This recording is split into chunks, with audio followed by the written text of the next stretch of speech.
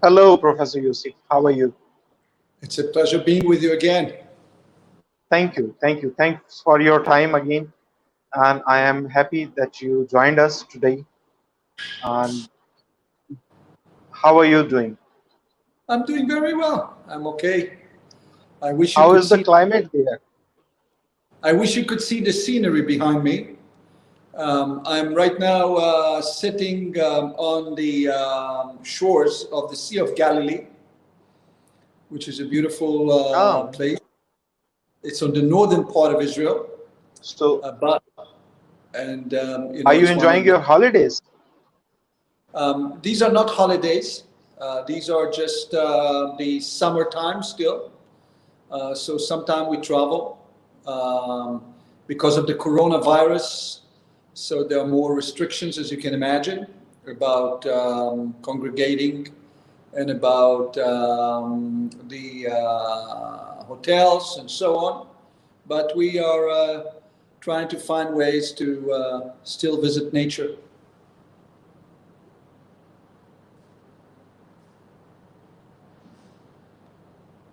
Did you hear me? Yeah, I can hear you. I can hear you. Yeah. I guess there was some technical trouble in between. Uh-huh. Yeah, I can imagine. Can you Yes. hear me? I can hear very well. That's great. So, Professor, I would start with the straight questions.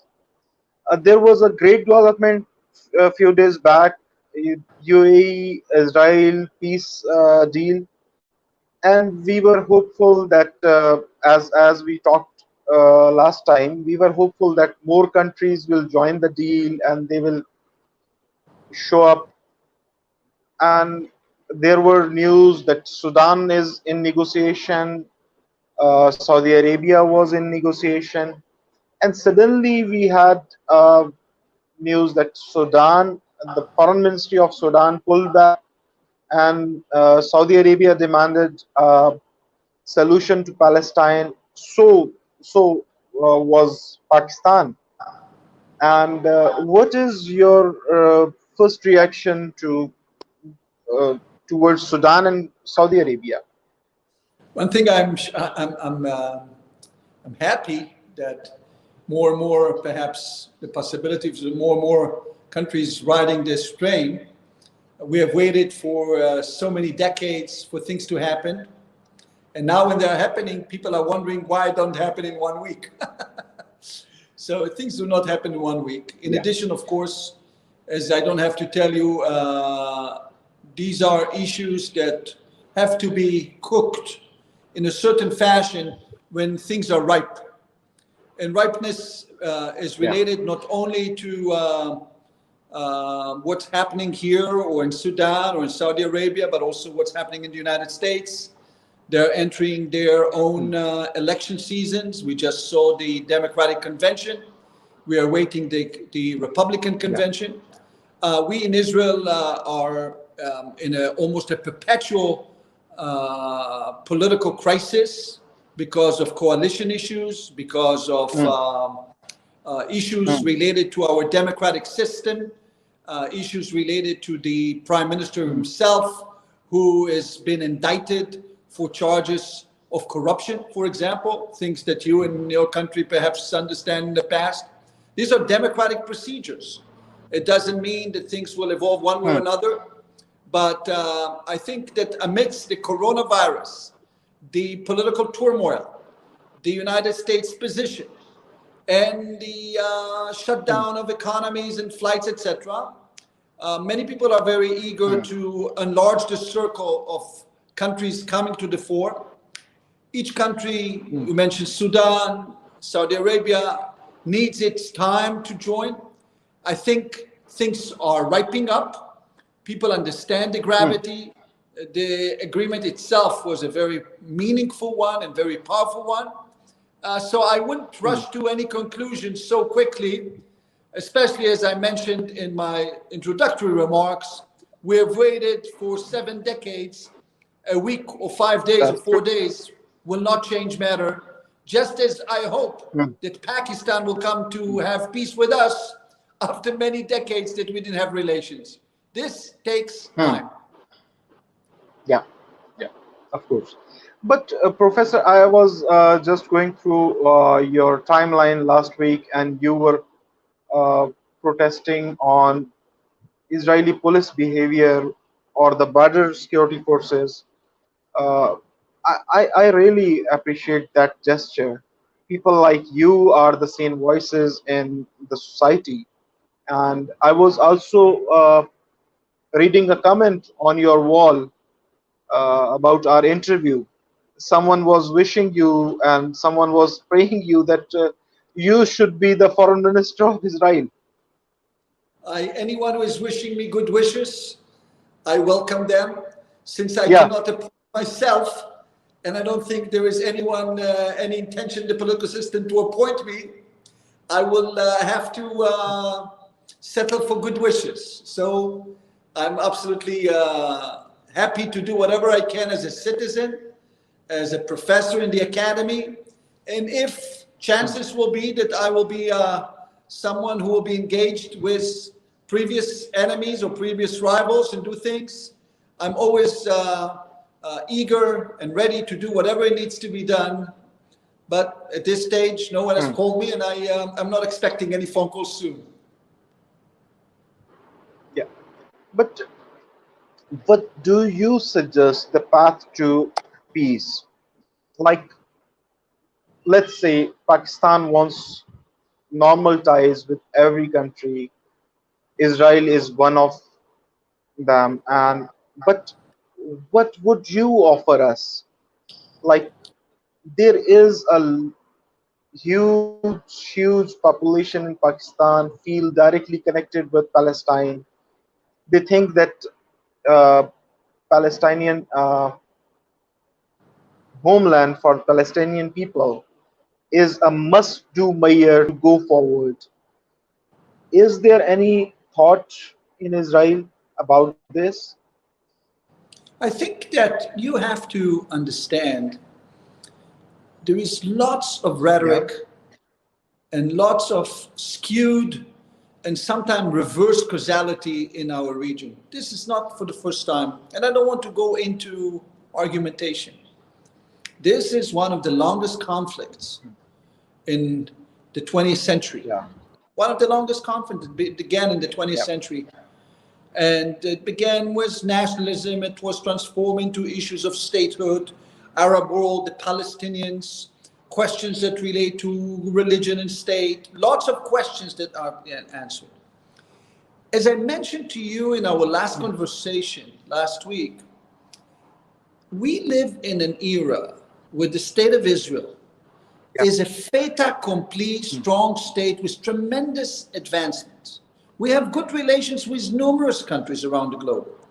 So the questions, the outstanding Hmm. questions in our region, cannot be in any fashion a certain precondition of any country to tell us, look, we will enter with you if you will settle the Israeli-Palestinian conflict, as if tomorrow there is a magic wand. There is a Palestinian rivalry. I don't want to talk about it. Palestinian people are bifurcated between two entities, you probably know. One is in the Gaza Strip, governed by Hamas, which is on a daily basis, including today, which is the Israeli Sabbath, yesterday, is bombarding the southern border of Israel. Now, you can have lots of argumentation. I don't want to have them even with the Pakistanis. On the West Bank, what you say on Judea and Samaria, there is another group governed by the PA, the Palestinian authorities. Two entities, two of which are claiming to govern the zeitgeist or the mindset or the argumentation of the Palestinians in a completely different fashion, who both of which have entered into a minor civil war before that. So if you discuss this issue with all sorts of cliches and peace, Palestinians, occupation, you just don't move further. If I would ask you, my dear friend, about your rivalry in your region, your historical rivalry with India, for example, which is one of Israel's allies, as you very well know, close allies. Now, there has been tremendous history between your two nations, your two peoples. It would be presumptuous of me to come to you, to anyone, and to enter this kind of argumentation, say, you settle this between you, we're going to talk. I don't think this is how it works. On the contrary, and let me say one more word, I think that once the people in the region, including the Israelis, the Jews, and the Muslims in Israel, will see that a mighty nation like Pakistan and other Muslim nations are coming to the fore and are saying, we're going to be players in what fashion? By having peace, by advancing the cause of peace. Lots of other things will be able to settle themselves, because the notion of radicalism, the notion that you can be backed up by other Muslim countries or Arab radical countries if you don't have peace with Israel, will be vanished. This is the opportunity which is we're now seeing, and indeed it's working. Once people understand, including among the Palestinians, that Arab countries, major Arab countries, Egypt, Jordan, the UAE, and now Saudi Arabia and others, saying, look, we'll no longer allow you to hold us hostage to what you think you deserve, or what you think you have maximalist views, or to your radicalism. We are entering a peace deal with Israel, and we hope things will settle down also on the issue of the Palestinians. This will give a greater impetus for this type of relations, rather than to say, look, we expect you to do this and this and this. On what basis? This will be... Or these are our wish list. First fulfill it and then we'll sit. Yeah, I mean, this is... I'm trying to keep this discussion in a manner to say, look, guys, we don't lecture you, don't lecture us.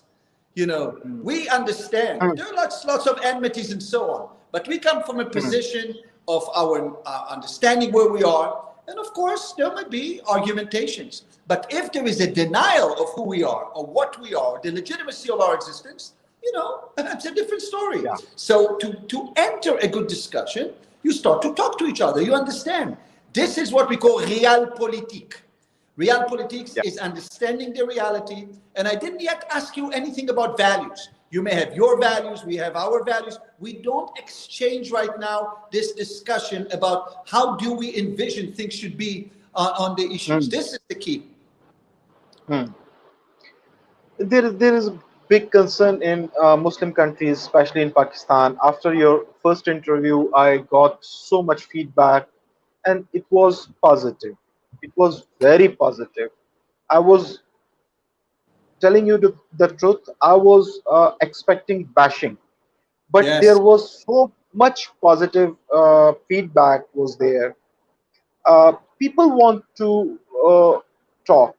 They want to hear. They want to understand, and they want you to understand. So I got this wonderful opportunity to talk to you once, and now I'm getting this opportunity again.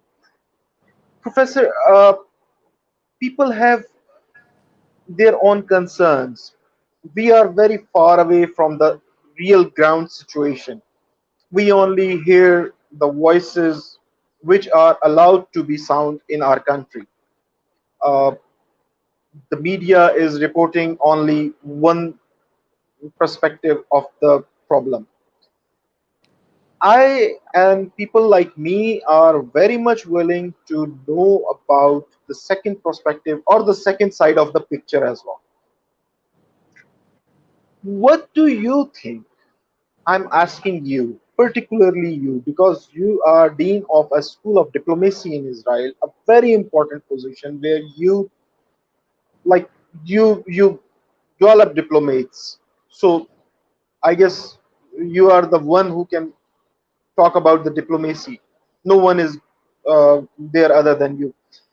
What is the path to peace according to you? Step by step. Teach me. Let me know. I thank you so much. First of all, let me say to you personally and to my Pakistani friends, because I want to call you friends. Yeah. I understand very much, and I appreciate very much the positive reviews that you get, just as you know that I got this very positive reviews, and it was covered in the Israeli media, our discussion, and people were saying, look, new avenues are opening. And I think this is very important. When people don't know each other, and people were fed for generations about each other's lives, and basically created misconceptions, biases, fears, the discussion has to be stage by stage with a deep understanding and a readiness to understand that one has to give up on one's cliches. At the same time, one has basic belief, fundamental principle that one wishes to uphold. And we know we not always can bring people together as if there are no discrepancies in different values and different visions of life. Having said that, this is the art of diplomacy, of which indeed, as you suggest, I'm the head of the School of Diplomacy. Diplomacy in the region, in the Middle East, have told us many years ago that there is no chance of having any discussion whatsoever, just as we were told that the Cold War will continue forever. But things have evolved.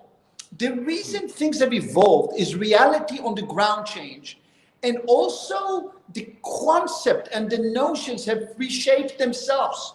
People saw, people re-evaluated the past, and people re-envisioned the future. And we are in this condition right now. So what I will tell you to your answer, to your question, we in Israel are eager and will always eager to have peace with all our neighbors, above and beyond with the Palestinians. The outstanding issues with the Palestinians are quite complicated. There are issues that are related to claims and counterclaims to territory, claims and counterclaims to history, claims and counterclaims within the Palestinians between visions. If Hamas, for example, in its charter, determined that the Israeli state should never exist and we will fight it tooth and nail, and this is our creed, religious creed, to erase this entity from the world, from the land, obviously, by such talk, we have nothing to talk about. So we have our eternal enemies. We hope that they will come to another conclusion. Now, how do you do that? In politics and in diplomacy, there are two elements. One is you talk, the other is might.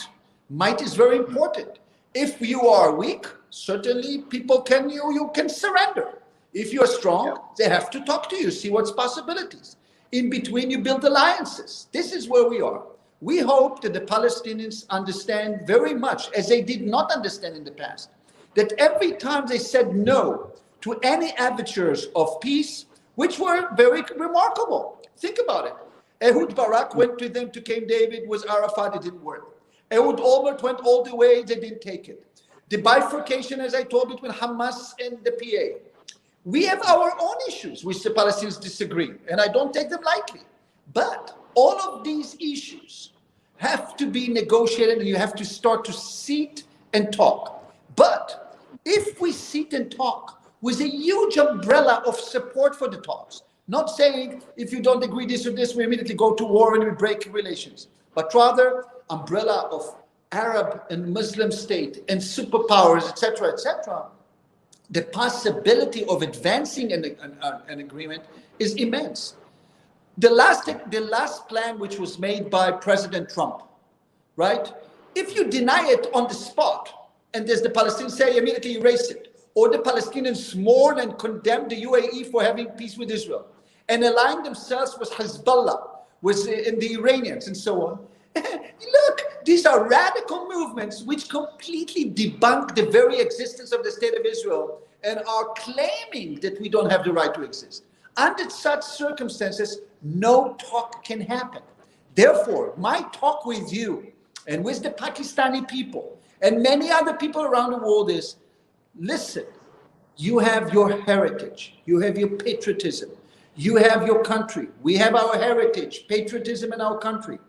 We have tremendous advancement in the world, in the modernity, etc., etc. We have our, religion and so on. We better sit and talk, because there is no way one can defeat the other under such circumstances. Certainly the Israelis are not ready to be defeated because they don't have any other option than Jews. This is the only country they have, and that's it. That's right. That's right. And you have proved it in 7 Days War. If you were weak, you were no more. That's Yes. the ground reality. And I guess I I am a strong advocate of peace and harmony, and I strongly believe that every problem has a solution, and solution comes in front of us when we sit together on a table. It You cannot find the solution in the war field. It is always on negotiation tables where the solution come up and people get involved in it, and gradually they evolve with different ideas and accepting, rejecting the ideas, and at the end you can resolve the conflict. I strongly believe in it, Look, and that I'm yeah, not a naive, as yeah, you know, Pierre. I'm not a yeah, naive, and I'm sure you're not as well.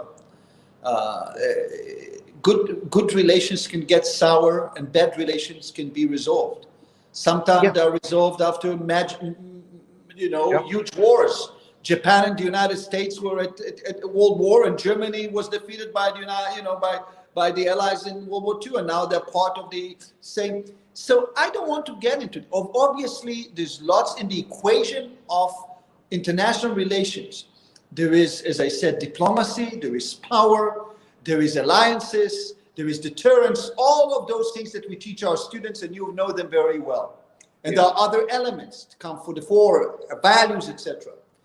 I think we are in a certain time that there is kind of an exhaustion of repeating and speaking the language of the past. The fact that the two of us right now are speaking, it's 10 o'clock your time, it's 8 o'clock my time. I sit here with my cell phone and I discuss with you. I cherish yeah, this opportunity. I cherish yeah, this opportunity. For me, it's I truly I embrace you. And I said, look, we embrace, we should do, and this fact that we travel, we are, and this is different times now, coronavirus.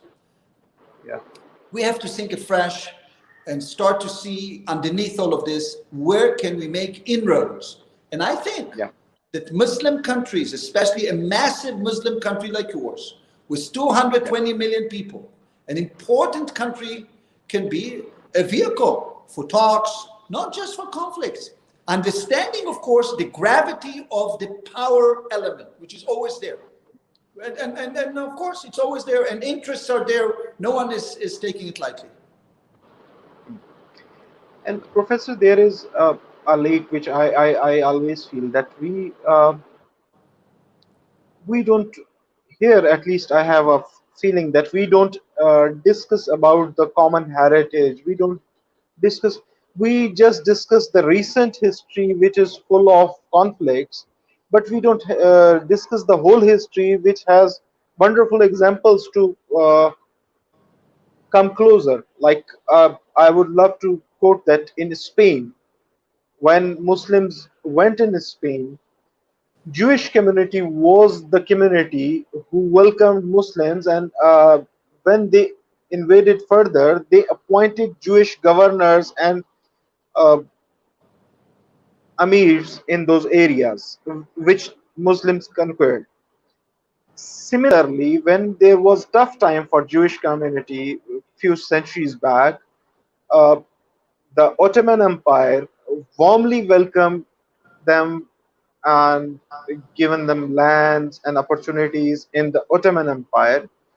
So historically, we had very good ties, we had very good relations, and of course, Judaism, for me, like Moses, is one of the greatest prophets. I have faith in him. Uh, we have so many similarities. Sufism is a, like, I am a Sufi. I always advocate about my culture and heritage. Sufism a very common ground, which we both cultures, religions share. Uh, then again, you and me, we both fortunately belong to a country which is uh, on the map of world because of its religion. Me as Pakistani and you as Israeli. We both came into being because of our religion, with the name of our religion.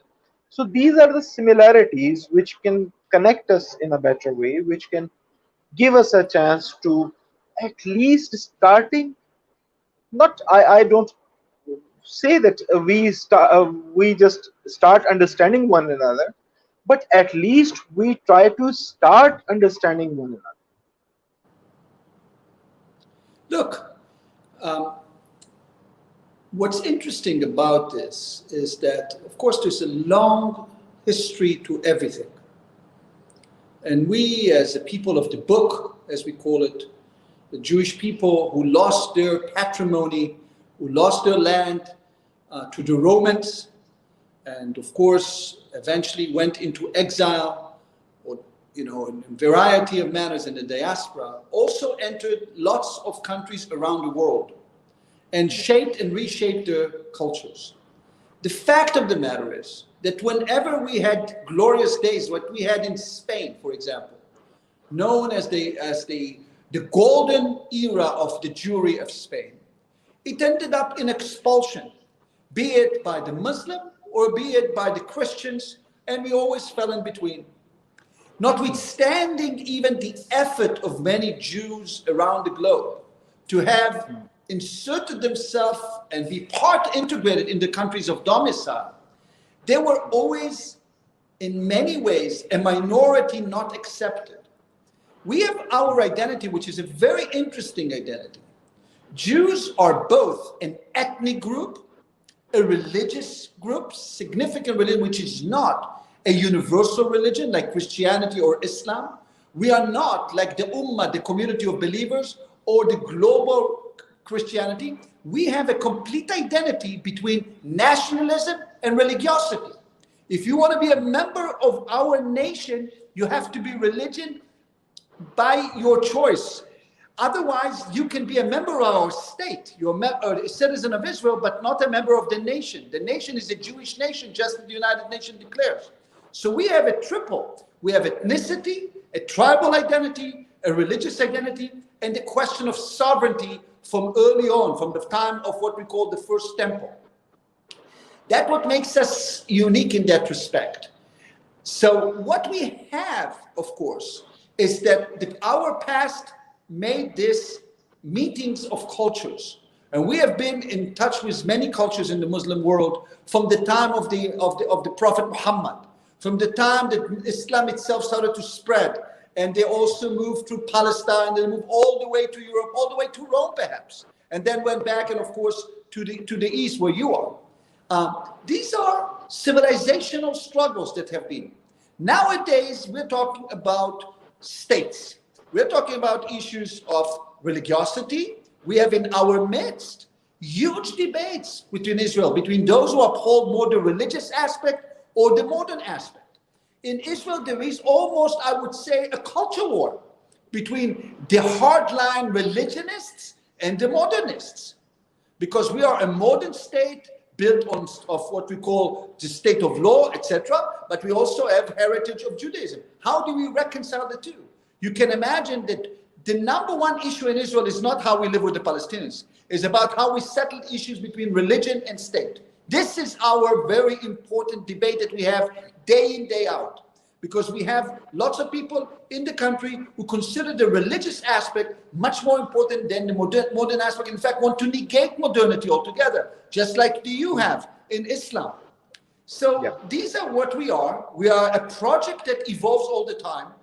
We have a diaspora people who are not here. But the interesting part about the state of Israel, that once the state was established 71 or 72 years ago, yes, what we have is that over the span of 7 decades, the vast majority of the Jews will now reside in the state for the first time in history and not in the diaspora. And the state become the focal point, and the national community the focal point of all of Judaism. This is why my book, The Israeli Century and the Israelization of Judaism, which will come in English next year, and I hope that you will have it on your show because it's going to come all over in America and so on, explains this phenomenon. What happened when sovereignty informed us? This is how we were in the ancient times, as we were known as the people of the land, with our kings, etc. And of course, now in a different fashion in modern times. So these are the issues that are going back and forth as we are trying to inform our way of life vis-a-vis ourselves and vis-a-vis the others. That's right. That's very true. That's very true. So, what are your advice to both the nations, not on the state level, but on public level? What should they do, and how should they go on? I think that your suggestion was a good one. We should start to visit each other. We should start to talk. Sometimes people don't know how to talk openly, so they talk secretly because they don't know which other forces in their midst are not so liking it. And see, and start to develop this kind of affinity. Since our two countries are not at war, we don't have a shared boundary, we don't have any sort of like enmity that should go deep, even though you have your own issues, and I don't want to talk about your Yeah. issues because you know your issues very well with your Yeah. regime, with debates over identity and so on. This is the Pakistani issue, and we have our issues.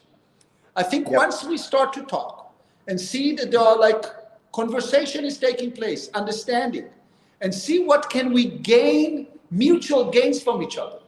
And there are lots to be gained in academic exchange, in technological exchange, in philosophical exchange, in every aspect of global order. Then In cultural exchange. I said philosophical, cultural exchange, everything. Then you certainly can play a role as a beacon of debates and a beacon of exchange in the Muslim world. We can certainly have, bridges for you or others, who knows, in your region even. So I don't want to preclude anything, nor do I want to load this discussion before it begins. But such a discussion is what it does. It basically shows that we are entering a new path rather than the path of debunking, of saying, this and this and this. It takes us nowhere, and it can happen to people that they don't talk forever or for generations. It happened among the Irish, it happened among many, many people like that. Many.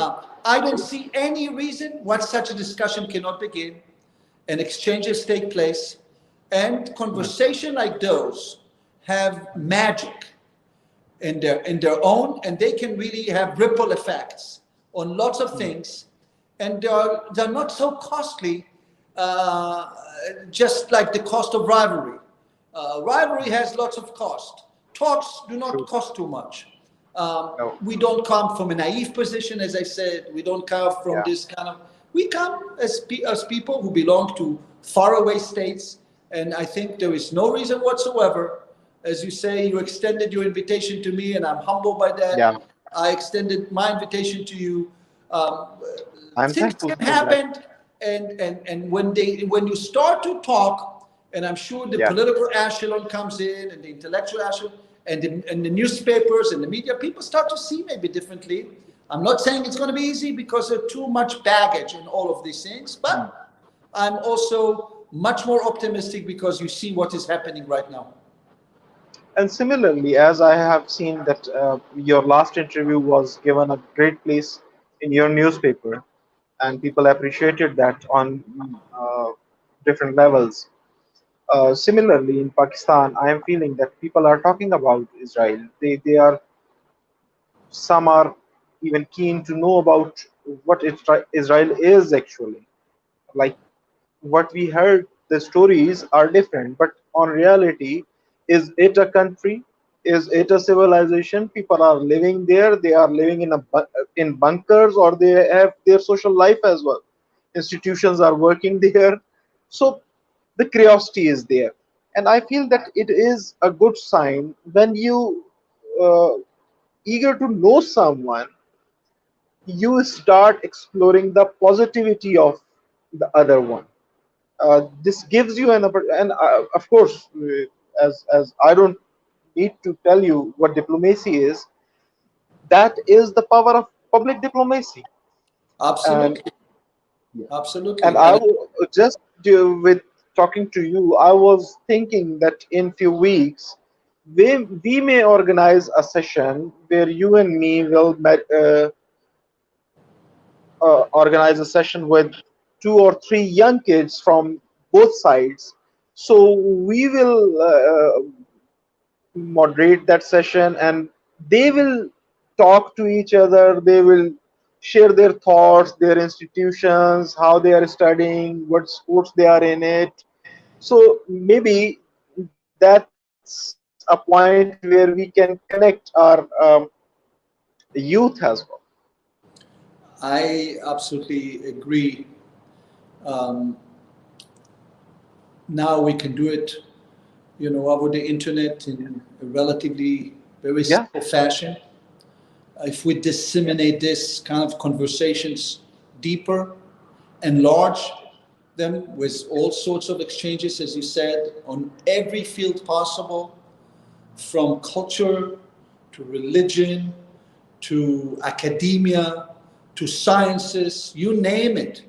There are yeah, possibilities here which are endless in many ways, endless in many ways. So yes, these are important steps that are, as you call them, public diplomacy or people to people diplomacy, whatever the term is, yeah, that may be in some ways paving the road for more official diplomacy. mm, And as we know, you need courageous leadership. You need leadership that is ready to make a twist in the story. I'll give you an example, and you know it very well, like myself. Israel was at war for decades with the Egyptians mm, until Anwar Sadat, the president of Egypt, decided that he will land in Jerusalem. And that was it. Regretfully, extremists assassinated the Egyptian president for that. And we also had extremists in our midst who assassinated Prime Minister Rabin for moving forward with the Palestinians. There will always be extremists in our midst, or mm, people who will not agree to this or that concessions in views or etc. Our two nations, our two people don't have much to exchange. We don't claim land in Pakistan, or you claim land with us, or anything like that. So this type of exchange is much easier. And we broke barriers in this region before. So what I suggest is indeed to continue this conversation, to deepen this conversation, to ask questions with no hesitations. If we don't want to answer, we don't answer, like diplomats. As you know, diplomats don't yeah, want to answer, they answer the questions they want to answer. But I'm an intellectual and I'm an academic and I don't work for anyone. And I will speak my mind, and I do not represent anyone. I don't claim any representation. But I yeah, can tell you that I am a person that reads the vibes of my people here. I teach, I see, I'm engaged, I write in the newspapers, I speak on TV. yeah, I live it. I'm embedded in this society, and I'm sure you're yourself. So we can certainly reflect to each other the way things are. We don't have to make it beautiful. We don't have to make it mm, rosy, but once you feel that you create a certain degree of honesty mm, and candidness, I think you mm, can really discuss everything. And I don't see the reason why not. No one, should stop. And this can take us into long way from words to action. Piece by, in a piecemeal fashion, or suddenly there will be a leap forward. Sometimes yeah, leap forwards are not as great because you anticipate too much. But mm, sometimes after you build bridges, leap forward is a necessity because then you cross many hurdles. This is true that. what diplomacy is all about. And sometimes a magic move, courageous move, can really cut through the chase of many generations of enmity. I hope that both of us contribute in the slightest fashion to this kind of rapprochement, kind of coming togetherness. And I certainly, because as I said, I'm an Israeli patriot, I'm committed to this place. I feel as someone who is a critic of this place also. but a critic from love, not a critic from afar. Who, on the contrary, this is like what we do in our own families. When we don't see something right, we speak. That's who I am, and I'm sure that's who you are, and that's how we should see each other. Yep, that's right. That's right. Professor Yossi, I'm so much thankful that you spared your time. I know it was again an 11th hour notice, 11th hour request, and I am grateful for your time and your participation in this session. And I hope to see you again, again, and again till I come there or you come here and we greet each other in person. I wish and I hope that these kind of sessions will take place more often and we can for me, exchange of smile is a big achievement, which we can do. Absolutely. And I can. My daughter tells me that I don't know how to smile to the camera, but I can tell you that I always smile. Whether I know how to that's smile to camera is a different story, but I can. I smile, and my heart is always smiling. And I am by own nature very optimistic. Some of my yeah, friends always call me hopelessly optimistic, but I see the world as potentials, not just as things which doors are closed. I see potentials. I'm not a naive, but I see potentials. thank you for your time, and And hope to see you very thank you for soon. your kindness. Thank you, sir. Thank you. All the best to you. My best wishes for you. You Thank you. too. Bye Bye bye. bye.